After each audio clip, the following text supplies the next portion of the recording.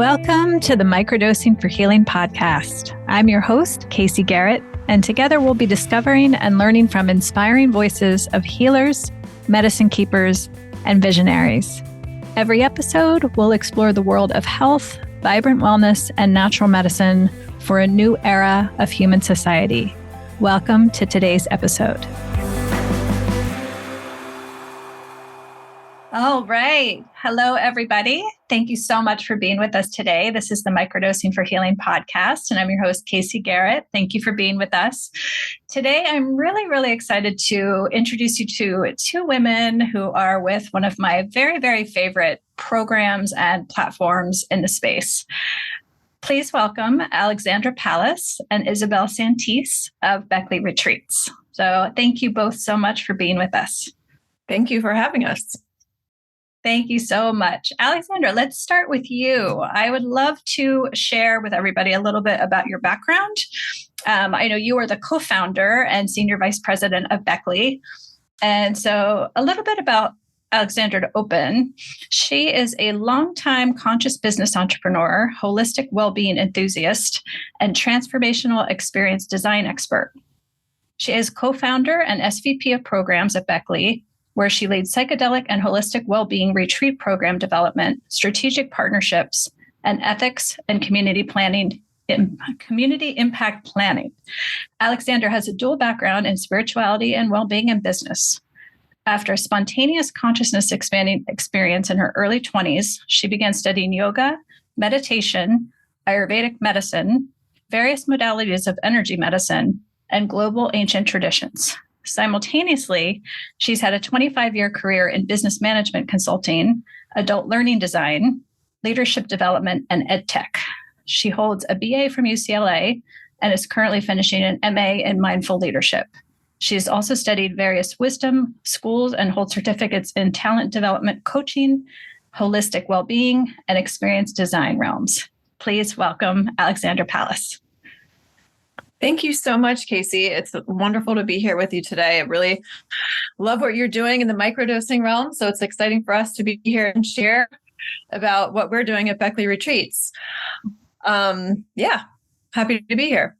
Absolutely. Let's dive in. I have lots and lots of questions for you. So I'd love to begin in introducing Beckley Retreats with kind of the original visionary and founder of the space. So Amanda Fielding, if our listeners have not heard of Amanda Fielding before, she is known in the field as the hidden hand in the psychedelic space by many. So I'd love for Alexandra for you to introduce, who is Amanda Fielding, kind of the evolution, when did Beckley Retreats begin, and kind of your role there to begin with. Yeah. Well, Amanda is a real force of nature. She's been on the psychedelic scene since the 60s. And I think, as she described it, she learned early on that the best path to bringing psychedelics to the general public was going to be through formal channels of research and policy reform. So over the years, she's co-authored more than 80 peer-reviewed journal articles and has just really been instrumental in pivotal policy initiatives in the UK, which then, of course, have rippled out to sort of a global impact. And she founded the Beckley Foundation formally in the 90s to continue driving this research and policy reform. And all of that research is published on the Beckley Foundation website. And I would encourage folks to go look at that because there's some really interesting studies that she's been involved in. And then more recently, several other branches of the Beckley ecosystem have sort of sprouted up out of the foundation to assist in further generating greater access to psychedelics. So there's Beckley Waves, which is the psychedelic venture studio. There's Beckley SciTech, which is focused on compound development and treatment. There's Beckley Academy, which offers psychedelic-assisted therapy training. And then there's us, we're Beckley Retreats. And we are a public benefit corporation. And we offer a non-clinical model of an 11-week psychedelic holistic well-being program that features 5-night retreats in either Jamaica or the Netherlands with pretty robust prep and integration program. And right now we're running about 20 retreats per year, going to be more next year. And we're offering a signature program for personal discovery and transformation, which is our core offering. And then we've got specialty programs serving specific populations. We just wrapped up another veterans retreat last week. We have a brand new program for Black women next spring, other kind of partnership programs for specialty audiences. And I think what makes us special is just our attention to detail with safety and ethics, which is really important for people who are thinking about doing a program like this. And Isabel will speak to our really comprehensive prep and integration programs. And then, and I think the intentionality that we bring to knowing that with retreats, it's much more than just a psilocybin experience. It's that whole A to Z community experience from before coming into the retreat environment to well after. So we really bring a lot of intentionality to that design. We're drawing from travel and hospitality and holistic well-being and psychedelic science and coaching and behavior change and stewarding these indigenous wisdom traditions and online learning. So we're really drawing from a multidisciplinary set of disciplines that we're weaving together, and in the hopes that we can offer a really stellar experience for people. So beautiful. Yeah. And while you're listening to this episode, feel free to open up your computer and go to Beckley Retreats. Their programming is breathtaking. So it's so inspiring. And I encourage you, they just have all your 2024 dates set, right, for the retreat. So yes, please go check it out. Isabel, hello and welcome. I'd love to share a little bit about your background before we dive in. So Isabel Santis is the director of integration for Beckley Retreats and the creator of Spiral Journey Integration. She is an integrated somatic trauma therapy practitioner, eco-tuner, shamanic practitioner, and a trauma-informed positive psychology coach. She has an MA in transformative leadership and is currently finishing her PhD in East-West psychology. Since 2005, she has been offering education, harm reduction, preparation, and integration support to individuals engaging in intentional work with psychedelics. Please welcome Isabel. Isabel, I've known for some time, and she is a queen of integration. She's so passionate about this subject. So this makes it perfectly aligned to see you in this role. So welcome. I would love for you to open up with, you were the one who had a hand in creating the programming preceding and following the ceremony portion of a Beckley retreat. Can you share a little bit more about what participants can expect over the 11-week process in terms of the preparation and integration? Sure. I feel that our program is very different from others in that we really pay a lot of attention in the preparation phase to preparing the psyche to navigate effectively the expanded states experience. In a lot of contexts, preparation is more tactical. It's more about, the setting and the types of things that you bring with you and making sure that everything is going to be okay when you come back. So it's very logistical. And for us, we feel that not everybody has the capacity or has been undergoing a period of study to really know how to navigate expanded states. And the psychedelic reality is very different from the everyday reality that we all encounter all the time. So navigating the spaces requires knowing, first of all, what are you going to expect, but also what to do when you encounter it. And a lot of the preparation that we spend time developing for folks is to help them develop safety within their body, which is not something that most people are aware of. Oftentimes we live from the neck down. We view our bodies as a tool or as a nuisance, and we don't have a positive experience or relationship with the body. And the body can really assist us during the psychedelic experience, especially because there's a lot of somatic stuff that comes up during the journey that oftentimes people are not prepared for. So creating a relationship with the body and then making that a safe space for the big emotions to process creates a very different type of experience that if you just go straight into the journey without really having those capacities. And then in the integration end, after the journey, a lot of people believe that, you just take this substances, these beautiful allies, and your life is transformed. But that's really not the case. There's a window of flexibility that's created in the brain with all of these neurotransmitters and hormones flushing through your system, and it provides feelings of elation and a lot of different sensations in your body, a greater sense of openness and all these other things. But in order for those things to become permanent, they need to be practiced. They need to be exercised after the fact. Like everything else in life, practice makes perfect.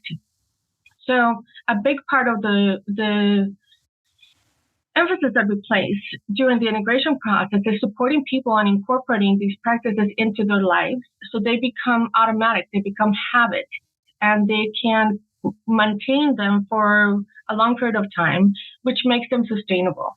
And also troubleshooting how to incorporate certain things, because we're all so busy.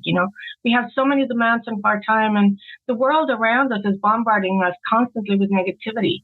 What kinds of things can you do to really create a nurturing and growth-based environment and practices for yourself in a way that are going to be sustainable? What can you do that is small, perhaps, but it has a big impact in your life?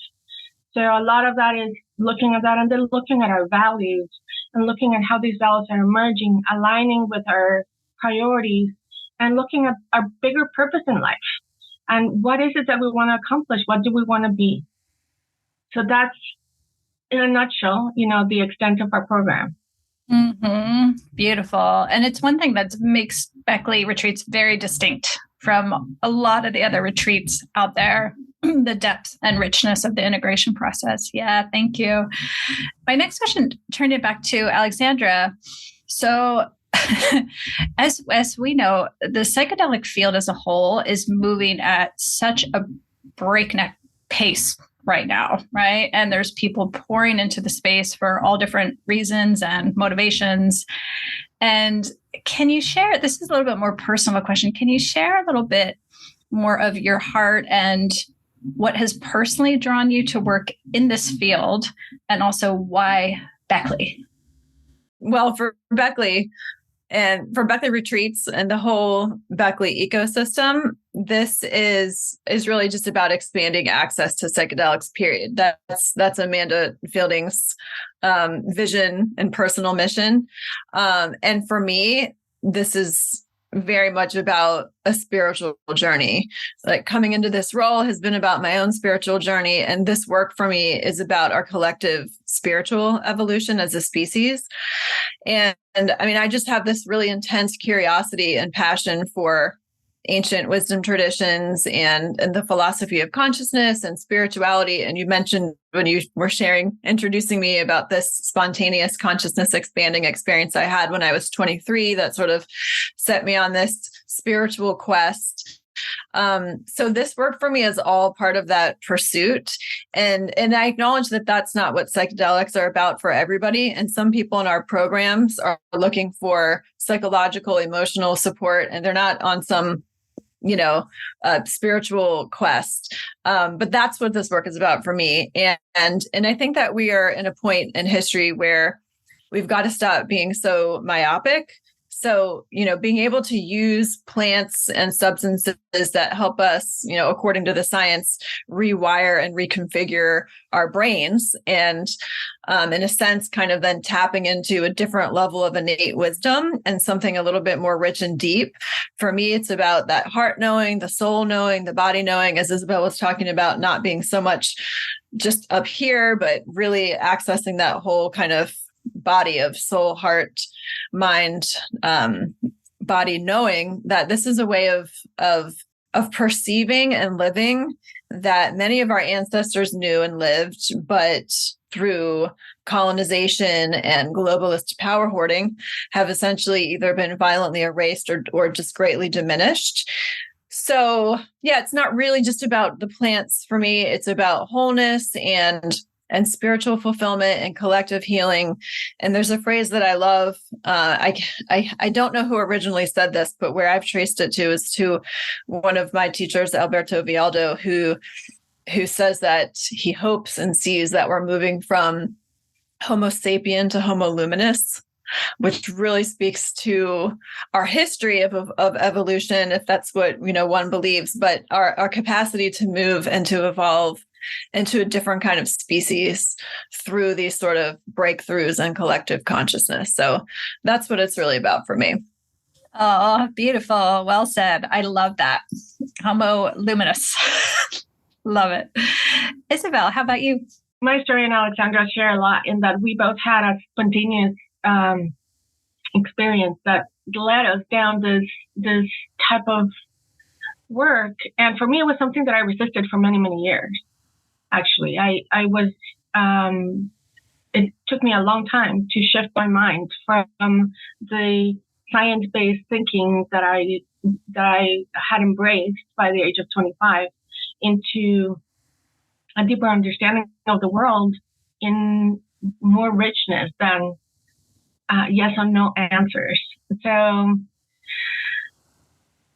as soon as I accepted that path, as soon as I committed to it and I started deepening into the work that I was doing, all these synchronicities started appearing.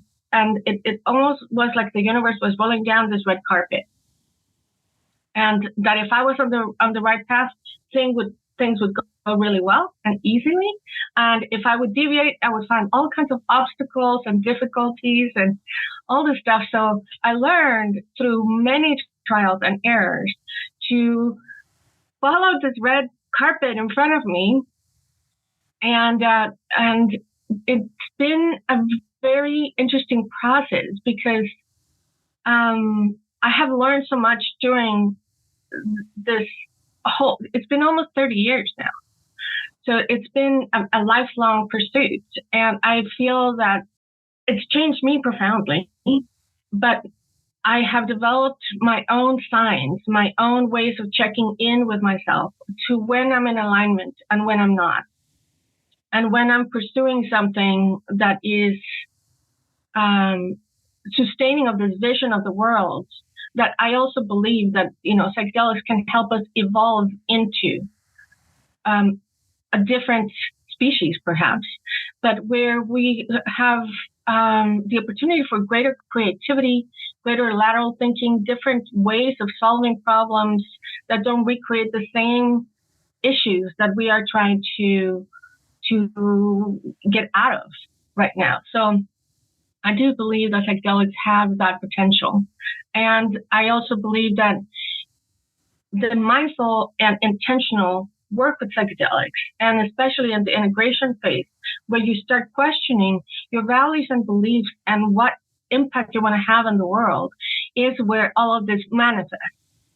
So that's why I'm so passionate about the work we're doing at Beckley and having the opportunity to work with so many people that we can impact.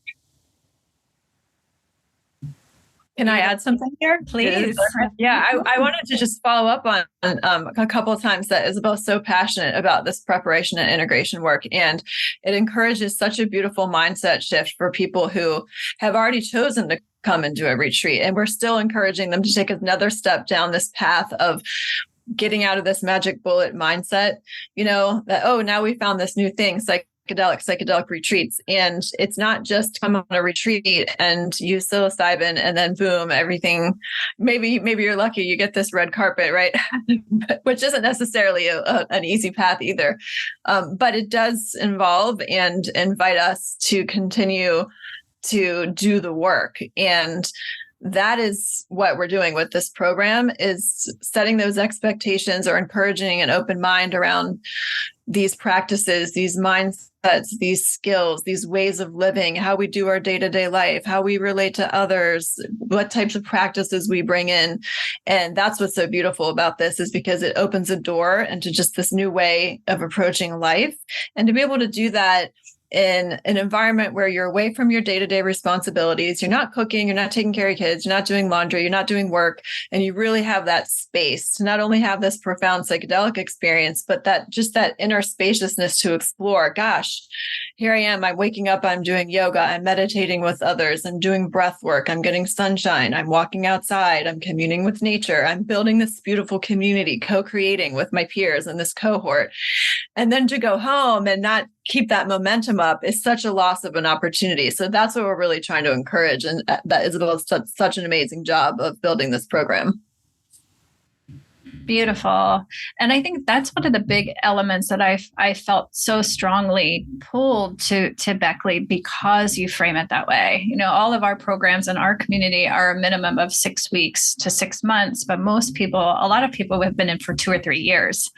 And it's the integration process. It's never ending. You know, it's not like we have an awakening and we're in. There's no destination. It's an ever spiraling, deepening experience.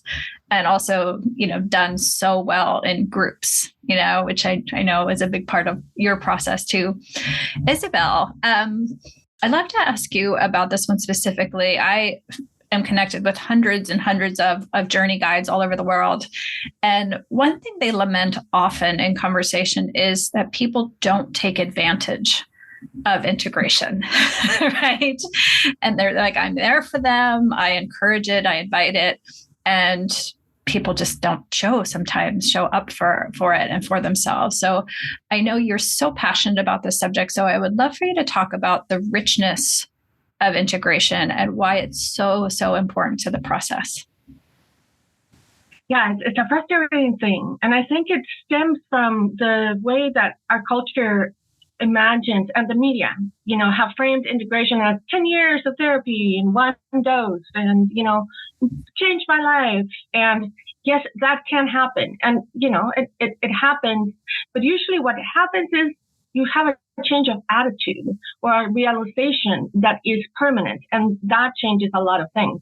But the work is ongoing and it's required, because you can't have a journey with all of these amazing experiences, but unless you actually apply that into your life, then you're just leaving all that knowledge on the table. What I see often is that people become, I don't want to say, they crave this expansiveness that comes from the psychedelic itself. You know, there is physiological and biological changes, psychological changes that take place through the communion with these amazing spirits of these plants and fungi. And something happens to your body and you feel stronger and there's all this stuff. And they want to keep that part, you know, and I feel in a way that is well, you know, a spiritual bypassing, because you're staying on the high notes without really going down into the base. You know, you're not going down into the bottom. You're not going down into the full range of experience. And I feel that's a shame. But I see it often in folks that just want that experience. And I think that it creates psychedelic journals, you know, serial journey seekers. You know, they just get on this loop. You know, I don't want to call it an addiction, because I don't think it is that is physically addictive, but it is a form of, you know, a crutch that you just get attached to those particular sensations in your body. The problem with that is that as human beings, we have the capacity for so much more than just operating at this very top level. And raising your vibration, which is what a lot of people are attempting to do, does not mean denying the low notes. You know, for a full harmony to exist within us, we need to incorporate the low notes and clear those out. But that work needs to be done intentionally. I need to be engaged with as much gusto as we place in the achievement of those higher states of consciousness. So I think that that's why people don't go through the integration process, because it requires them to face the things that they are afraid of, or not willing to invest the effort in, or they just want to preserve this bliss, if you will, without really getting their hands dirty and getting into the muck of all the stuff that needs to get resolved. Yes, beautifully said. And also, too, I think our society, we're so focused on efficiency.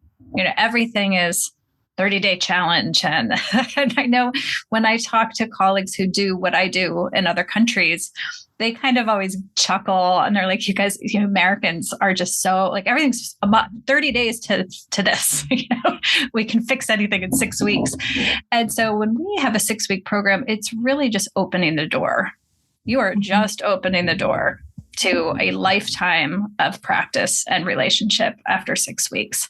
And so reframing the expectations of what a medicine ceremony is, it's really a lifetime experience. It's not just a weekend, right? I think that's part of why people have a hard time getting their heads around what integration actually is. We have noticed a huge difference. We just turned 3 years old this month. And so we've had a lot of people start with microdosing, evolve into feeling comfortable and trusting with the medicine, who are now looking to do a retreat or looking to do a high dose experience.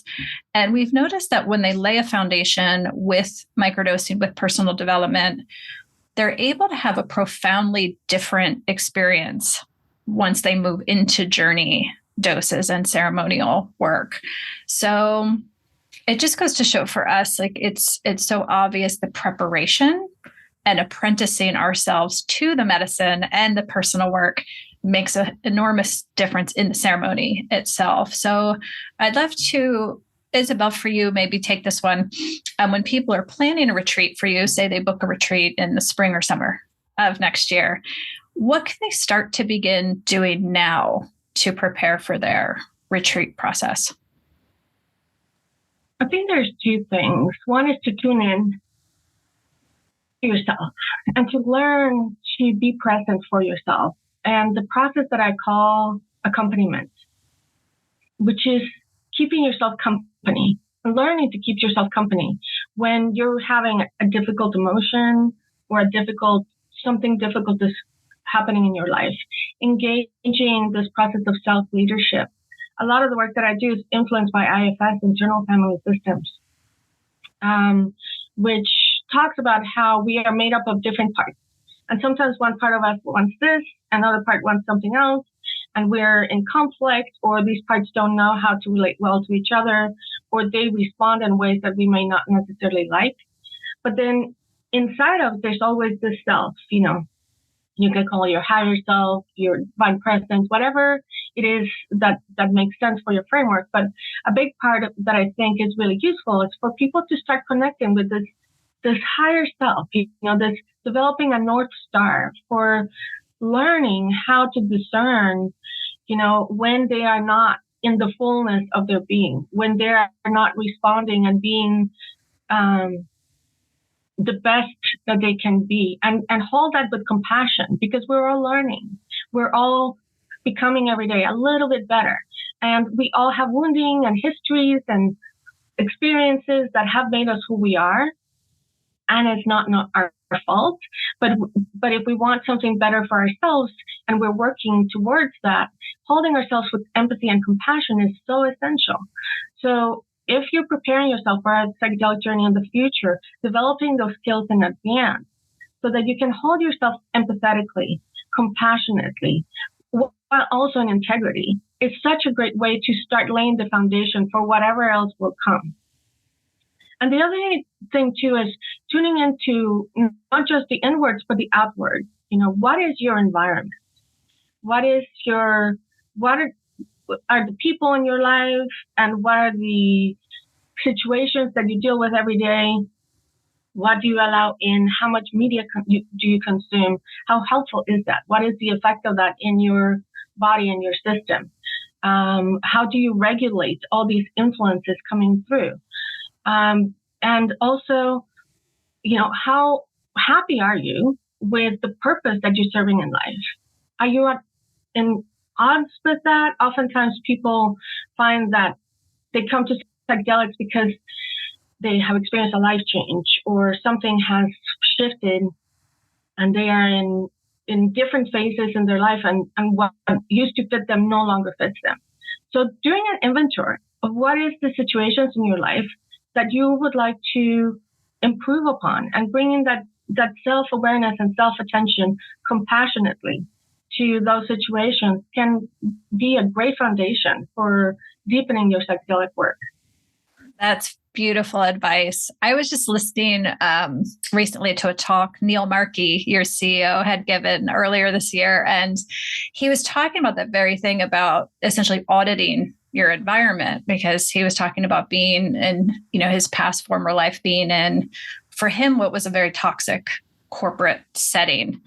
And he was saying, I could do all the meditation and self-development work in the world, but if then I put myself in a very toxic situation and environment for myself, it's self-limiting. So I think expanding that, what is the bowl? What is the bowl we're swimming in all the time? I do want to say something there about privilege and the fact that we may have the privilege of making choices about our environments, and a lot of people don't. So it's important to not expect that we're going to be able to change those things immediately. And yes, we can, there's certain things that we can change and things that are outside of our control. People living in a war state right now, they don't have control over all of these things. And there are still things that are life-giving that you can do and things that you can shift. So that's where the self-compassion comes in, and the understanding that, there's not a lot of options sometimes, but within that limited menu, there's still things that you can do and find your agency within. Beautiful point. Thank you. Yeah. Alexandra, there are, especially now, so many options and centers and new retreat centers popping up all the time. Can you talk a little bit about some, offering some guidance for listeners on what to look for in a retreat, maybe some of the aspects that make Beckley so unique and different from some of the others? And also when you're just in general looking for a retreat center, are there any kind of red flags to look out for? Yeah, well, I think of this in terms of the whole life cycle of engaging with a retreat company like ours. So the very first thing should be, the extent to which you can receive clear, holistic information on their website or in their materials, and really get a clear sense of if this is right for me or not. So, we have FAQs. We also have an application considerations document that's linked to our application process. So before you even apply, you can kind of self-screen. So this is kind of a combination of, informed consent and education, marketing, whatever you want to call it. But I think it's really important that companies like ours share the information and the knowledge that we've gathered, collected over the past years, in understanding if this is the right environment for certain people. And there's no reason why we shouldn't be making that information public. So if it's hard to find that information, if you feel confused, like, I don't know if this is for me, they're not really sharing, or it seems like it's just this magic bullet and risks aren't shared, that's kind of a red flag. So for us, and we have a very robust application screening process that really gives our screening team, who consists of psychotherapists, insight into whether or not this is the appropriate environment and context for people. And although we're not doing medical diagnosis or treatment, it's important to have a really kind of structured process here and be clear and transparent with people. There are certain medical contraindications, medications that are contraindicated, psychiatric conditions that since we're not offering a medical intervention, and since this is a group experience offered overseas for most people, we need to be thinking about those things to make sure that we can recommend the most safe kind of option for people who want to do this kind of work. We've already talked to Isabel extensively around preparation and integration. Not all retreats offer that. I can't tell people, blanket, don't go on a retreat if they don't have it. I wouldn't do it and I wouldn't recommend it, but some people do that and they feel fine with it. We believe that it is important to have proper preparation and skill building, community building, which brings psychological safety, and just can improve the whole experience for everybody, as well as the integration experience, continued skill building and practice, that continued sense of extended community. So that would be a recommendation too, is that there be something like that in place. Looking at the team, there should be experienced facilitators and a good ratio so that, there's enough kind of support on site for people to have the support they need. And, looking for safety protocols too as well. I mean, we're pretty transparent around our safety protocols. We've got both preventative and responsive on-site safety protocols. And this is really it's not just about the psilocybin experience. It's that people are coming to a foreign country in groups, right? And so we're also looking at just basic travel and hospitality safety protocols too. So kind of saving one of the most important things for last year is just ethics. And a company like ours that's operating, we're sort of an American/UK company, and we're operating in Jamaica and the Netherlands. And we need to be really thoughtful and mindful about what that means, and being in right relationship with the people who we're collaborating with on the land that we're on. And also understanding that we are bringing in different lineages that are being represented and utilized in ceremony. And we need to have full, proper consent to be using those ceremonial practices. And so that's just from an ethical standpoint. I, as a retreat goer, I would be looking for that too. Kind of what is the stance and actions being taken for just right relationship across the board. So those are a few things. Lovely. Thank you. And maybe we'll stay with you, Alexandra, for my next question, which is, I know we share a belief that the power of the group experience is incredible. And so a lot of people, if you're going on especially an international retreat, that's a big investment and time out of your life, is who is going to be there with me. So I'd love for you to talk a little bit about who is coming on Beckley Retreats. What is the demographic? What are the intentions you're seeing too? Are people typically sharing certain aspirations in their process? Yeah. Well, Isabel mentioned kind of people going through life transitions. I think that's the general theme.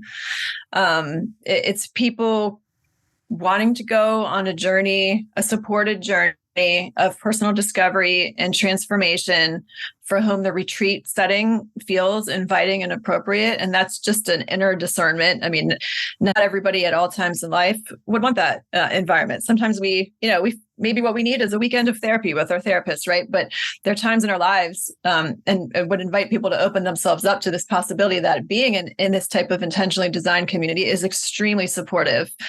And I think people sometimes get surprised at how emotionally touched and impacted they are by the whole experience, the whole community experience, from being on Zoom calls together to then being in community together, where we're in this sort of liminal space where we can shed our roles and identities and just be together as people on this path of personal discovery. And we're seeing such a wide variety in age, from 20s to 80s. The last retreat I went on of ours, we had two brothers in their early 20s, and we had two people 80 plus. And I just love that. It just goes to show that we never stop learning. I'm so impressed with these younger people who are wasting no time in, they're like, I don't want to spend my life going around this circle. So let's get to it. That is so commendable to be able to jump into this deep work at, the younger end of our adult life. And then on the other end, these people in their 70s or 80s who don't want to waste these last decades of their lives. And they just want to keep searching, keep growing, keep seeking, keep deepening into the experience of life. And, I love this. And when people come together in these groups, and there's such a wide range of ages, we have, a mix of genders, obviously. et cetera, all these different facets of identity really getting more and more diverse with each retreat. People just want to be themselves. And I think to be in a new type of environment where it's people you don't know and they've got their stuff, you've got your stuff, we're all coming together to work through it. It just feels really supportive. So yeah, and as far as intentions, I think, again, we see people coming through with different kinds of intentions, especially different types of life transitions. So we've got empty nesters. Like I mentioned, these brothers, we have family members who come through together. We've had people with certain levels of or grades of depression. Of course, there's a fine line there about what we can support in this environment, but we've had people with terminal illness come through. We've had people who just generally feel okay and are on more of sort of a spiritual inquiry. We've had veterans with traumatic brain injury. So there's really a wide range. And I think what people connect on is just the common kind of human experience of seeking and change, that the change is always constant in life. And this is a really supportive environment for that. And I think a lot of people are attracted to us because we're an established professional brand that feels and is safe and is rooted in an actual program rather than something that's maybe a little bit more transactional or not really fully legal or a little bit more scrappy, high adventure with less of the kinds of supports and comforts that you would experience in our programs. Love it so much. Yeah, we have seen, it's interesting. Our age range has been 19 to 91. So similarly broad. And I remember thinking 3 years ago and being a bit nervous about having people have such a range of intentions. I remember thinking, like, do I have to have a group just for young people? Or do I have to have a group just for veterans kind of thing? And it was so the opposite of all of those fears were immediately quelled because what it was, the diversity was so additive to the process and the group. And one of my favorite parts of the process, now we're going into our 20th cohort of our 6-week immersion program. And right now, the filling of the program is one of my favorite parts because to watch them all call each other in, and I'm sure you guys have this on the retreat too, it's people from all over the world finding each other and calling who are meant to be together in this moment, in this place, in this time. And it quickly becomes apparent as soon as they're together in the space together, why they're there. And there's such themes that are there that you're united, as you said, by their common shared humanity that goes far and away beyond, what brought them there in the first place. Yeah. Thank you so much. Isabel, I know you a bit personally, and one of your deep passions is the intersection between psychedelics and eco-anxiety.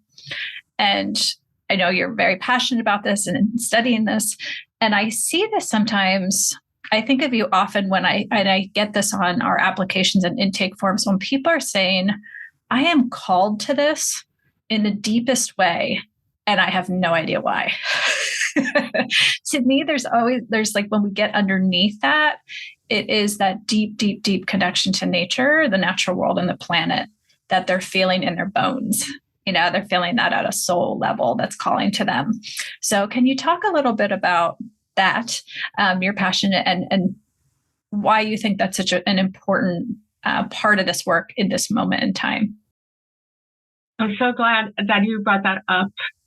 And it is a deep passion for mine based on my own personal experiences. And I have now made it the topic of my PhD dissertation. And there's a number of levels of this. Every day, every year, every summer is the hottest summer, and every fire is the biggest fire, and every drought is the biggest drought. Every flood is the biggest flood. Every year, we keep on seeing that the previous year's records are being overpassed over and over again. And I think that creates a deep anxiety in people, even if they're denying it, because their unconscious is aware of that. It's really overwhelming to take on what scientists are saying about the state of the world and our capacity to thrive in it for much longer. And if you read the literature, it's easy to fall deeply into despair. And I think that's why a lot of people are denying it or not engaging with that understanding, because the possibility that it could be right is just so shocking and so difficult to accept, that they push it under the carpet. But as we know, with everything that we push under the carpet and we refuse to deal with, it comes up and arises in different ways.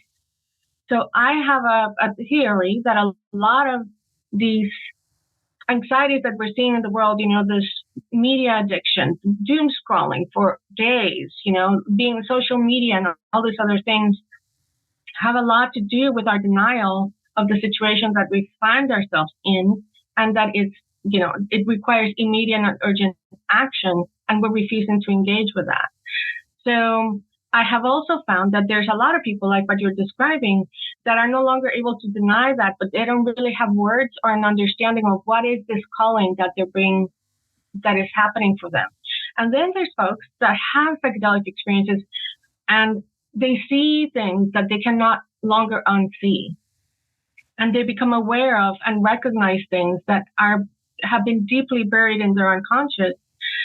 And what I have noticed in my research is that psychedelics have the capacity to both make you more aware and also give you bigger perspective. So what I'm observing is that people oftentimes develop a vision of cycles in nature, and that the cycle that we're going through right now is just a part of a natural process. And yes, there's going to be a lot of difficulties ahead, and we will need to learn to deal with them creatively and differently than we have been dealing with them in the past. So it's in a way a call to action, but also with more perspective.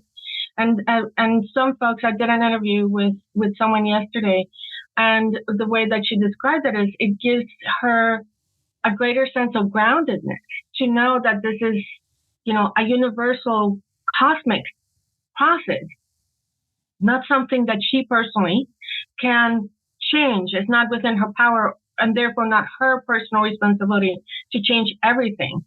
But what I'm noticing too is that people find one little thing that they can make a positive impact on, and they go for that. And that single-mindedness of purpose and agency and investing your time and energy into one thing is healing for them.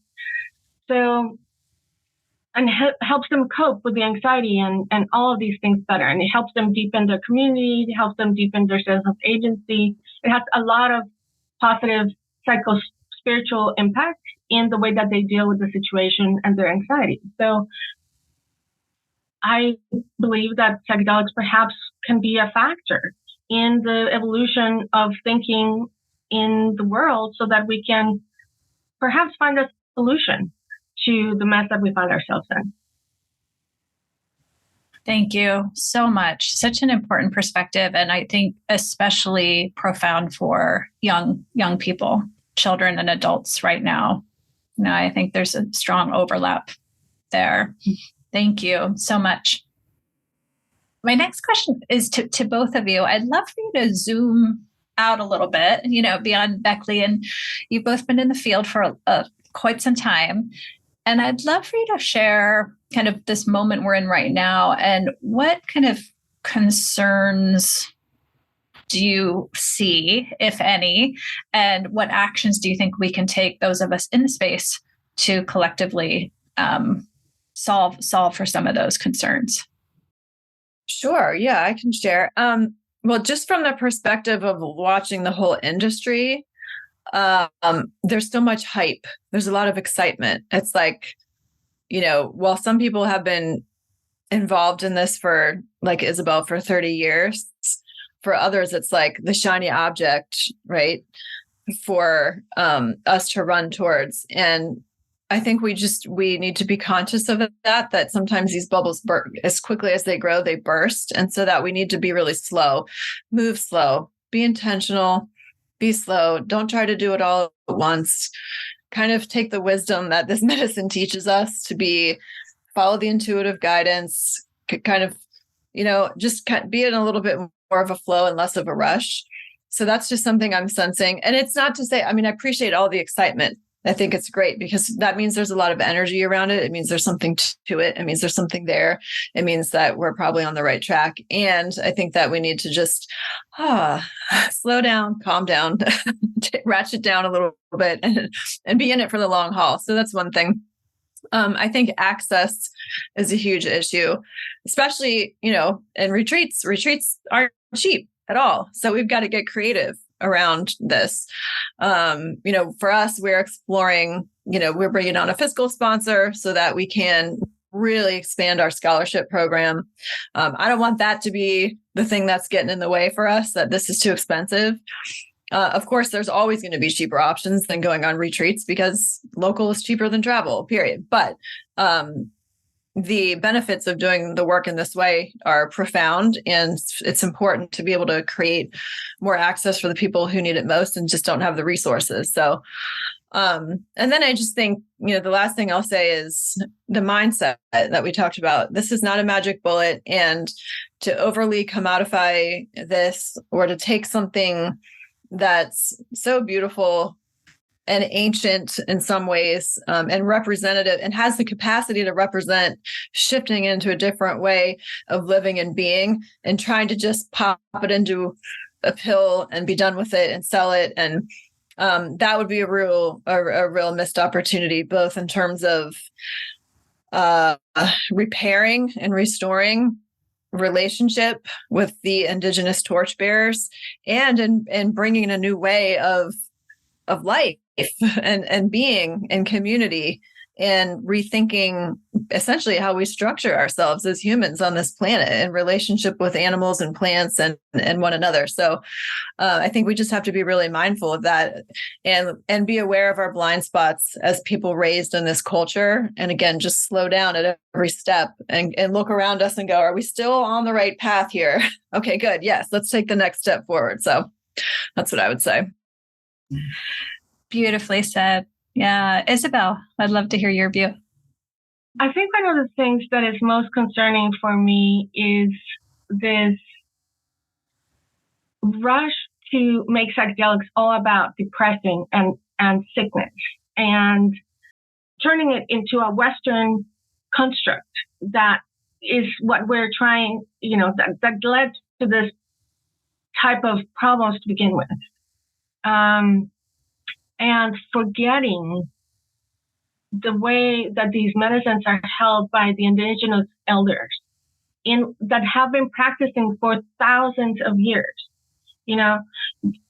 For some reason in the media, you hear all about, the training programs and all these stuff, and psychologists and psychiatrists and neuroscientists, and all of this is what the discourse is all about. But we forget the Western science is the newcomer to these medicines. They were discovered by Gordon Wasson by the West, in the same way that Columbus discovered America.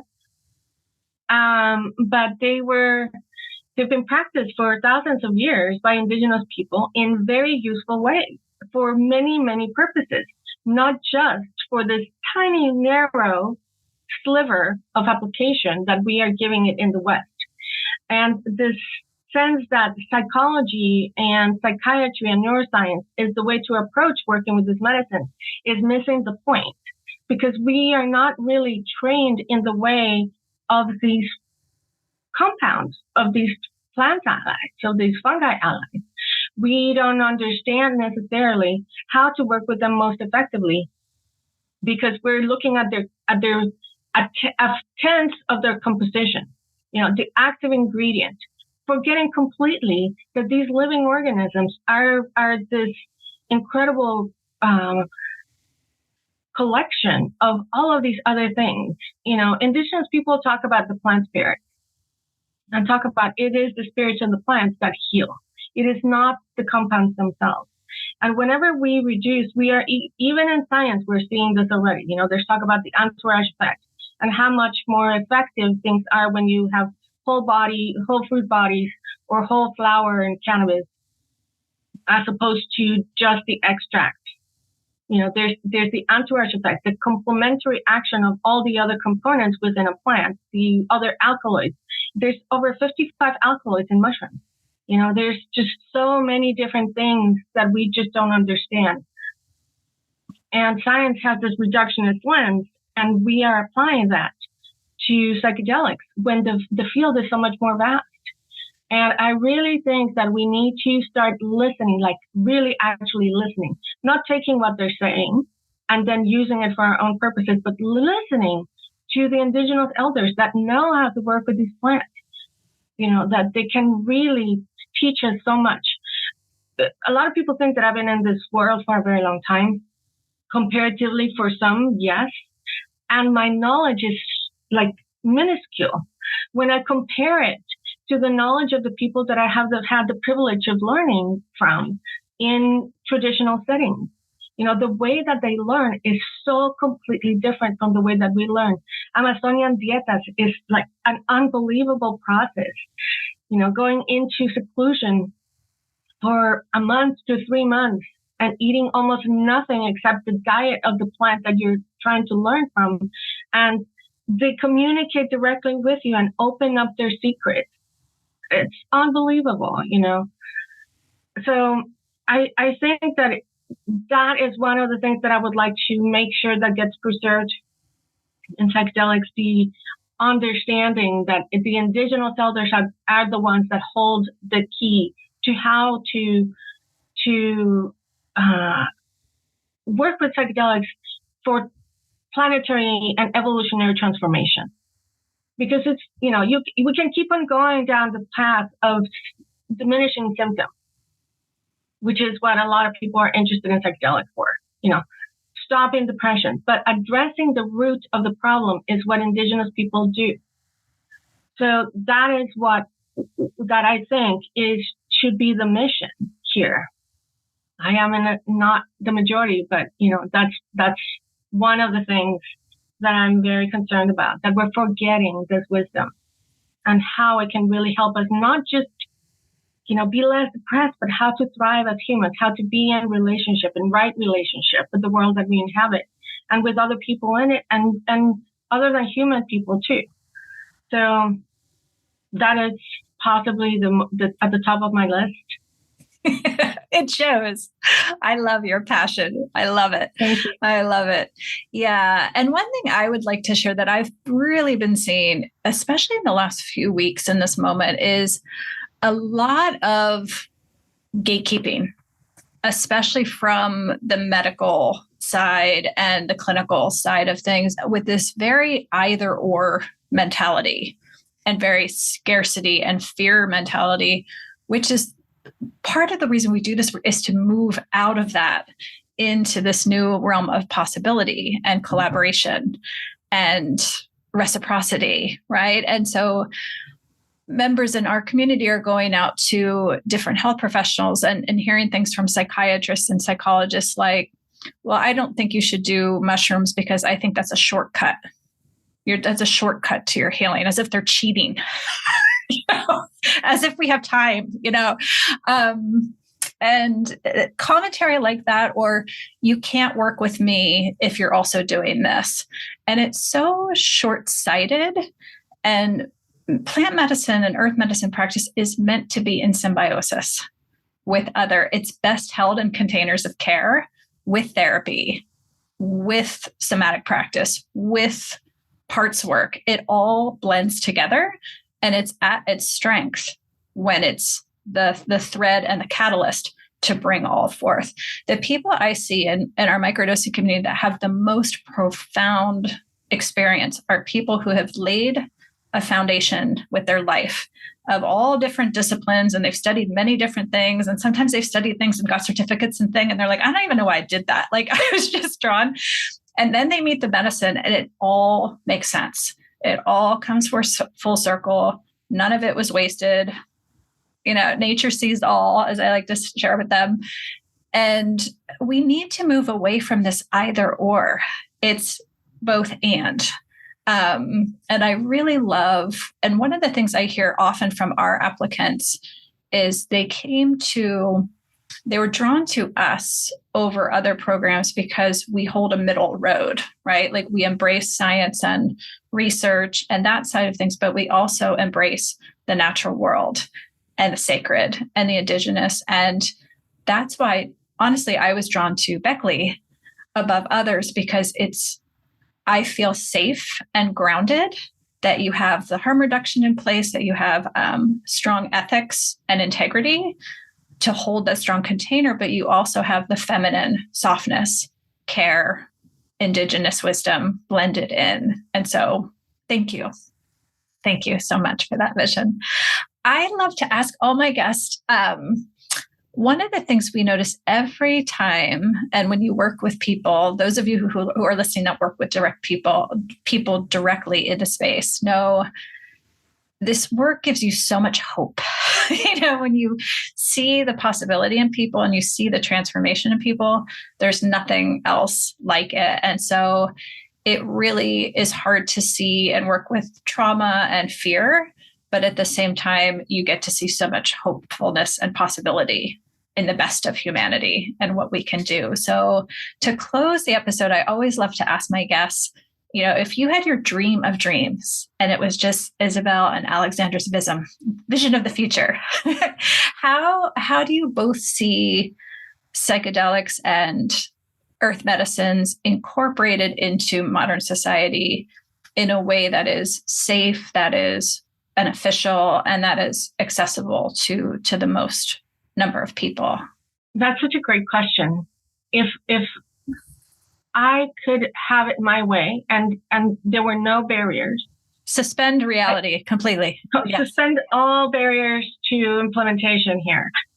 I would love it to be part of a real health system. And I don't mean a sickness management system, a real health system. I mean, thriving. How can we thrive? How can we as humans bring the best of our capacities to play in this environment that we are part of? And how can we complement the resources of the earth and support growth and diversity and thriving not just for ourselves and our species, but all the other species? And psychedelics would be an intrinsic part of that because, as has been proven by indigenous people, you can communicate with other life forms through their mediation. Ayahuasca is known in the Amazon as the translator, but the chacruna is the pintora, the one that paints the pretty pictures. So the ayahuasca vine is the one that opens the door for humans to be able to understand and communicate effectively with other life forms. And it just creates a gate opening that we don't normally have access to. So I feel that if we were able to look beyond our concerns and beyond our small minds and be part of this greater environment, it would be a healing relationship that we could create with the world. And by extension, that whole process would heal ourselves. And a lot of the challenges that we as humans face with this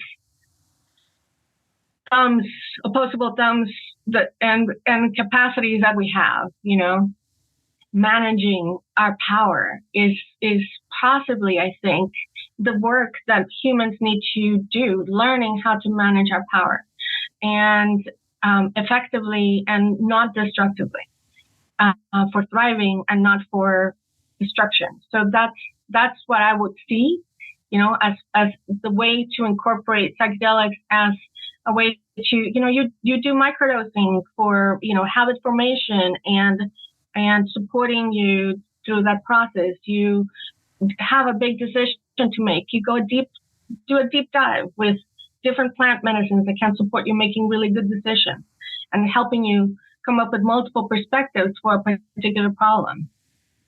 And it would be held by people that respect it and understand it from multiple points of view. And it would be accessible and available to everyone with no gatekeeping to who gets to benefit from this. So that would be my utopian vision of how psychedelics would be applied in this world. Lovely. Lovely. Alexandra, how about you? Well, I think full legalization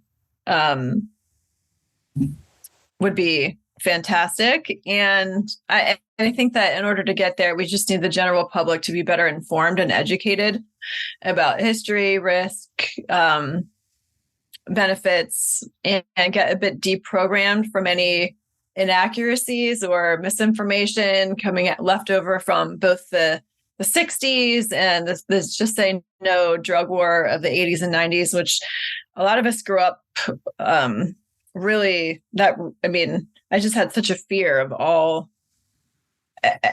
drugs, right? Of course, there's some benefit to that, but that was a bit of a, should we call it brainwashing scheme? So I think that there's work to do for people to get over that hump, but it is really about education. And if we can get to that point where these medicines are fully accessible outside of being co-opted, I think I would name that too, that this is done in sort of an organic way. What a beautiful system could be birthed out of people having access to something that can really help heal trauma, bring us together, connect us back into our natural system of thriving in the natural world and with one another. But I also see this as tied to access to other ancient technologies. There's some really beautiful ancient medical systems, Chinese medicine, Ayurvedic medicine. I think there's a lot that's been buried that we still haven't even seen, the sprouts coming up yet out of maybe the seeds are still planted or there's some hibernation of this wisdom hidden still. And I feel that with psychedelics, we can start to access some of that wisdom again. So in that sense, it's a mystery as to what could happen. But one of the biggest things for me is just the hope that this brings in what we're facing with tech and AI. I mean, this could get really, really weird, really, really fast with AI.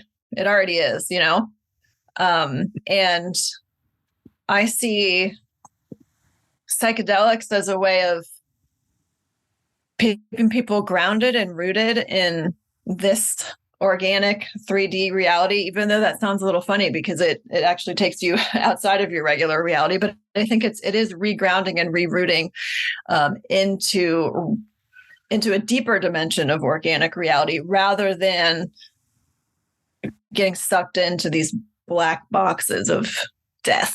It's a very dramatic way of describing technology. And of course, there's a lot of benefits possible there, but I think that it's more of a dystopian future than not. So I really think that we're a bit of a frog boiling in the pot right now. Slowly, every day they release a new feature, a new app, and it's sort of like, I feel like one day we might wake up and be like, how do we get here? So rather than being zombies walking into an apocalypse, I would rather that we use all tools available to really wake up and protect and preserve a way of life that is congruent with what our souls really desire, right? Which is that union with self and higher power and others. So that's my hope, that we can co-create that reality and not the other one. Deep human. Double down on deep human. I love it. Thank you both so much. Those are both beautiful visions and reflections. I appreciate you both so much. So please, I'd love to open up if you have anything else you'd love to share. And if you don't mind, I would love for you to share how people can find you each personally. If you have websites or social media handles, and also how to learn more about Beckley. Isabel, you want to go first? You can obviously find me at through Beckley. My profile is in the www.beckleyretreats.com. And I think that there may be a way to reach me there, but my email at Beckley is isabel@beckleyretreats.com. And you can also find me through my own personal website, Spiral Journey Integration. That's the two best ways to reach me. I'm also on our website, and our social handles are at Beckley Retreats on Instagram. I don't think we're on Facebook, but we're pretty active on Instagram and LinkedIn. I'm also on LinkedIn, just my name, Alexandra Pallas, and I'm Alexandra at BeckleyRetreats.com. Thank you so much. And if people are interested in booking a retreat in the next year, what do you recommend in terms of preparation, like planning out in people's lives, generally speaking? Yeah, we're booking now for the beginning of next year, starting kind of end of January, early February. I think we've got our last retreat of the year for this year is December 12th to 17th. And then, we've got more than a handful of retreats for next spring. People are welcome to email me for information, take a look at our website, check out the dates, and I'm happy to hop on a call with anybody who has questions or is interested in learning more. Amazing. Thank you both so much. I really appreciate both of you, and I'm so inspired by both of you and the work at Beckley. So thank you for being with us today. I encourage everybody to go to the website and check out the upcoming retreats, and we'll look forward to seeing all of you back in a couple weeks. All right. Have a great day. Thank you, Casey. Thank you so much. Thank you. Great to see you, Casey. Thank you for listening to today's episode of the Microdosing for Healing podcast. Are you ready to take the next step? Please visit us at microdosingforhealing.com to access our free Microdosing 101 workshop. In it, you'll learn more about our diverse community, our supportive group programs, and discover if earth medicine practice might be right for you. See you in the next episode.